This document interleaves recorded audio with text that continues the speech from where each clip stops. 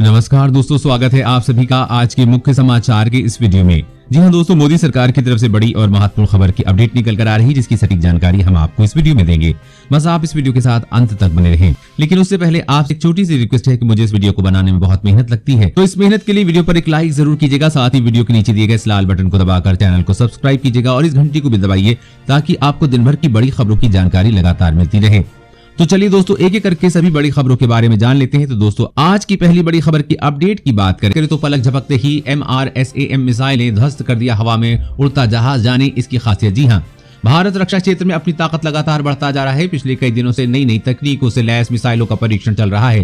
ताजा जानकारी के अनुसार भारत ने जमीन से हवा में मार करने वाली मध्यम श्रेणी की नई मिसाइल MRSAM का ओडिशा तट पे सफल परीक्षण किया है। बताया जा रहा है कि मध्यम श्रेणी की इस मिसाइल में दुश्मन के विमानों को भेदने में मदद लेगी। इस मिसाइल को एकीकृत परीक्षण रेंज से लॉन्च पैड नंबर 1 से ग्राउंड मोबाइल लॉन्चर से छोड़ा गया।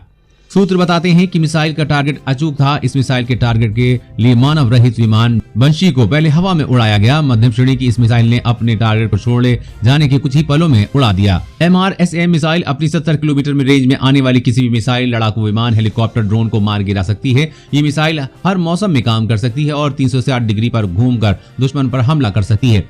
रक्षा सूत्रों के मुताबिक इस मिसाइल को जल्द ही भारतीय सेना में शामिल किया जाएगा। ये मिसाइल सैन्य बलों की लड़ाकू क्षमता में इजाफा करेगी। इससे चीन और पाकिस्तान को कड़ी टक्कर मिलेगी।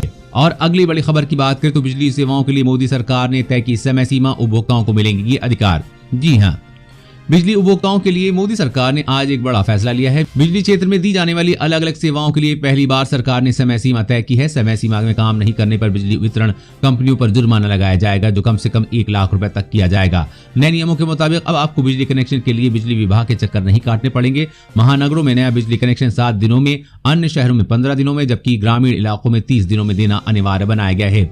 ऑनलाइन आवेदन की सुविधा भी रहेगी और आवेदन करने के साथ ही समय सीमा की गिनती भी शुरू हो जाएगी। इसके अलावा मीटर में खराबी आने, बिजली लोड में परिवर्तन कराने, लोड शेडिंग और खराब ट्रांसफार्मर बदलने जैसी सुविधा को भी इस आदेश में शामिल किया जाएगा। इन सेवाओं के लिए समय सीमा तय करने की जिम्मेदारी राज्य बिजली नियामक आयोग की सौंपी गई है। आयोग को ये काम 60 दिनों के भीतर करने को कहा गया है। तय समय सीमा के भीतर काम नहीं करने पर बिजली वितरण कंपनी को कम से कम 1 लाख रुपए का जुर्माना देना पड़ेगा। इतना ही नहीं, जैसे जैसे समय बढ़ेगा प्रतिदिन 6,000 रुपए की दर से अतिरिक्त जुर्माना भी देना पड़ेगा। और अगली बड़ी खबर की बात करें तो कल से बिना फास्टैग वाहनों के रजिस्ट्रेशन पर रोक, जाने RTO के नए नियम। जी हां, 1 जनवरी से टोल प्लाजा से गुजरने वाले 4 पहिया वाहनों पर फास्टैगिंग जरूरी है। ऐसे में बिना फास्टैगिंग वाले वाहनों के रजिस्ट्रेशन पर कल से रोक लगा दी जाएगी। इस संबंध में RTO ने बुधवार को डीलर को दिशा निर्देश जारी कर दिए हैं। RTO प्रशासन रामवीर द्विवेदी बताते हैं कि सभी 4 पहिया वाहनों से में फास्टैगिंग अनिवार्य होगी। साथ ही चेकिंग दल वाहन चालकों को फास्टैगिंग लगवाने के लिए चेतावनी भी देंगे। नेशनल हाईवे पर टोल प्लाजा पर बिना फास्टैगिंग लगे वाहनों को टोल टैक्स में छूट नहीं मिलेगी। नए नियम के तहत यदि वाहन चालक 24 घंटे के भीतर लौट रहे हैं और फास्टैग वाहन पर लगा है तो टोल टैक्स में 50% की छूट मिलेगी, यानी एक तरफ का टोल टैक्स माफ हो जाएगा। इसके साथ ही सरकार ने ऐलान किया है कि कल से बिना फास्टैग लगे वाहनों के रजिस्ट्रेशन पर पूरी तरह से रोक लगाई जाएगी। और अगली बड़ी खबर की बात करें तो LAC से सेना पीछे हटाने का चीन का प्रपोजल एक जाल, भारत ने किया रिजेक्ट। जी हां, चीन के पूर्वी लद्दाख सीमा की 8 चोटियों को नो ट्रूप एरिया घोषित करने के प्रपोजल को भारत ने स्वीकार नहीं किया है। चीन ने पूर्वी लद्दाख की सीमा पर स्थित 8 चोटियां जो कि पैंगोंग झील को घेरे हुए हैं, उन्हें नो मैंस लैंड या फिर नो एक्टिविटी बफर जोन घोषित करने का प्रपोजल दिया है। दरअसल ये चीन का ये प्रस्ताव भारत के लिए किसी भी तरह से फायदेमंद नहीं हो सकता है, क्योंकि चीनी सैनिकों द्वारा लाइन ऑफ एक्चुअल कंट्रोल यानी कि LAC पर शांति बनाए रखने के लिए 30 साल पहले किए गए लिखित समझौते का उल्लंघन करने से पहले इन 8 चोटियों में आधी से अधिक भारत के ही नियंत्रण में थी। भारतीय सैनिक इन 8 चोटियों में गश्त करते थे। अब चीनी सेना के कमांडर शांति के नाम पर भारतीय सेना को पीछे जाने का प्रस्ताव देकर करीब 6 महीने पहले ही भारत के नियंत्रण में रहे इस इलाके को नो ट्रूप एरिया घोषित करना चाहते हैं, लेकिन भारत में इसे मानने से इनकार कर दिया है, जिसके बाद सीमा पर हालात बिगड़ने की संभावना जताई जा रही है। और अगली बड़ी खबर की बात करें तो बुलेट बाइक प्रेमियों के लिए बुरी खबर है। सरकार ने उठाया है ये बड़ा कदम। जी हां, यातायात पुलिस द्वारा तेज आवाज वाले साइलेंसर का प्रयोग करने वालों के खिलाफ सख्त कानून लागू किया गया है, जिसमें अब तक 90 बुलेट बाइक सीज करते हुए 326 का चालान किया गया है। अब इन बाइकों का यातायात पुलिस परीक्षण कराएगी। पुलिस ने बुलेट मोटरसाइकिल की चेकिंग शुरू कर दी है। एसएसपी ने पुलिस कर्मियों से कहा है कि सभी बुलेट को स्टार्ट कर साइलेंसर चेक करें, जिसमें से भी तेज आवाज निकले या मॉडिफाइड हो उसे सीज कर दिया जाए। साथ ही बुलेट में साइलेंसर बदलवाने और बिक्री करने वालों पर भी सख्त कार्रवाई करने के आदेश दिए गए हैं, जिसके बाद से बुलेट राजाओं में हड़कंप मचा हुआ है। वैसे दोस्तों, आपके पास कौन सी बाइक है, नीचे कमेंट में जरूर बताइएगा। और अगली बड़ी खबर की बात करें तो भूख से तड़पेगा पाकिस्तान, अंडा 30 रुपए का एक, चीनी 104 रुपए और अदरक 1000 रुपए किलो। जी हाँ, नया पाकिस्तान बनाने का दावा कर सत्ता में पाने वाले प्रधानमंत्री इमरान खान के राज में पड़ोसी देश का बुरा हाल है। महंगाई से कोहराम मचा है। सब्जियों और दालों सहित अंडे की कीमत में भी आग लगी है। एक अंडे की कीमत 30 रुपए, 1 किलो चीनी 104 रुपए और 1 किलो गेहूं 60 रुपए और अदरक 1000 रुपए किलो बिक रही है।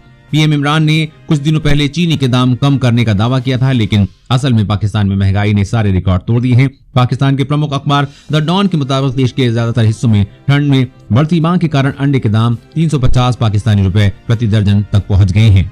मालूम हो कि पाकिस्तान की 25% से ज्यादा आबादी गरीबी रेखा के नीचे है और ये आबादी अपने खाने में बड़े पैमाने पर अंडों का इस्तेमाल करती है। रोटी खाने के लिए भी पाकिस्तान की आवाम को सोचना पड़ रहा है। पाकिस्तान में इस साल गेहूं की कीमत ने रिकॉर्ड तोड़े हैं। 40 किलो गेहूं का कट्टा 2400 रुपए में बिक रहा है, मतलब 60 रुपए किलो। अनाज की कमी से जूझ रहे पाकिस्तान के लिए ये किसी भयानक सपने से कम नहीं है।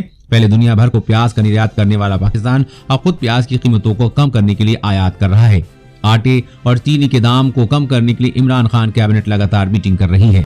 और अगली बड़ी खबर की बात करें तो हैंड सैनिटाइजर को लेकर सरकार ने दी है चेतावनी, कहा ज्यादा इस्तेमाल से हो सकता है नुकसान। जी हां, कोरोना महामारी में कोविड-19 वायरस के संक्रमण से बचने के लिए विशेषज्ञों ने हैंड सैनिटाइजर करने की सलाह दी थी। आज ऑफिसों, दुकानों और बैंकों में जाने पर सबसे पहले हैंड सैनिटाइज किया जा रहा है।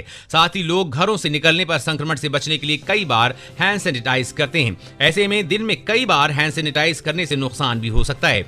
इसको लेकर भारत सरकार ने नई चेतावनी जारी की है। स्वास्थ्य मंत्रालय ने चेतावनी में कहा है कि हैंड सैनिटाइजर का ज्यादा इस्तेमाल हानिकारक हो सकता है। इसका ज्यादा प्रयोग करने से त्वचा को स्वस्थ रखने वाले अच्छे बैक्टीरिया मर सकते हैं, जिससे हमें कई त्वचा संबंधित रोग हो सकते हैं। इसीलिए साबुन और पानी से ही हाथ धोएं। साबुन नहीं होने पर सैनिटाइजर का यूज करें।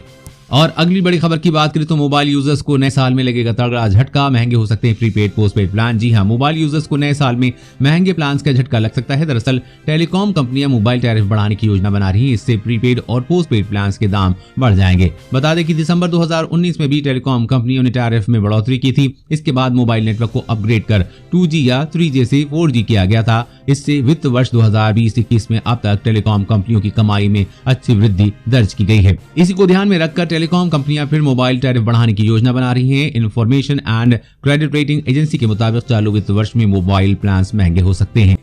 और अगली बड़ी खबर की बात करें तो चीन की हिमाकत का जवाब देने के लिए भारत ने अब तैनात किए हैं मिसाइल दागने वाले T-90 टैंक्स। जी हां, चीनी सैनिक भारत की पूर्वी लद्दाख की गलवान घाटी सहित कई इलाकों से पीछे हटने को मजबूर तो हो गए हैं, मगर अब अक्साई चीन में करीब 50,000 PLA सैनिक तैनात कर दिए गए हैं। ऐसे में चीन की नई चालबाजी का वाजिब जवाब देने के लिए भारत ने भी तैयारी कर ली है। भारत ने पहली बार मिसाइल दागने वाले T-90 टैंक्स का स्क्वाड्रन काराकोरम में तैनात किया है। सैनिकों को ले जाने वाली बख्तरबंद गाड़ियां और 4000 सैनिकों की फुल ब्रिगेड भी दौलत बेग ओल्डी DBO पर तैनात की गई है, ताकि चीन की किसी भी हरकत का मुंह तोड़ जवाब तुरंत दिया जा सके।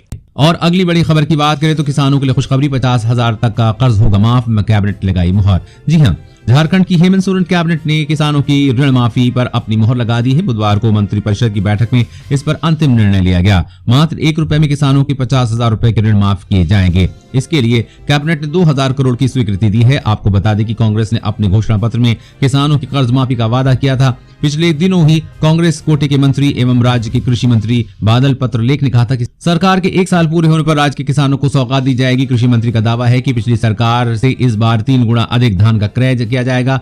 जरूरत पड़ी तो मोबाइल वैन के माध्यम से किसानों से धान खरीदा जाएगा। उन्होंने कहा कि बिचौलियों को रोकने के लिए जरूरी पड़ी तो टास्क फोर्स का भी गठन किया जाएगा।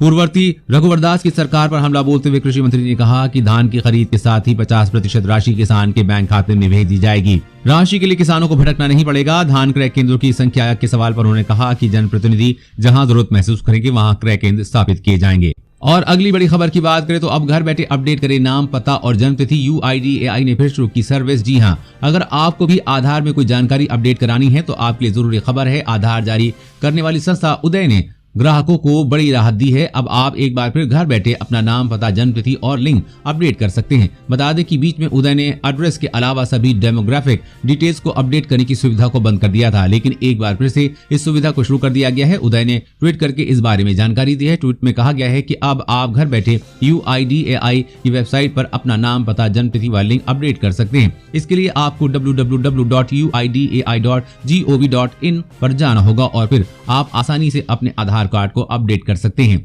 दोस्तों, आज की खबरों में इतना ही। इसी तरह हर रोज काम की खबरें जानने के लिए आप हमेशा हमारे साथ जुड़े रहें। हमारे साथ जुड़ने के लिए वीडियो के नीचे दिए गए इस लाल बटन को दबाइए और साथ ही इस घंटी को भी दबाइए ताकि आपको हर खबर की सटीक जानकारी मिल सके। जय हिंद।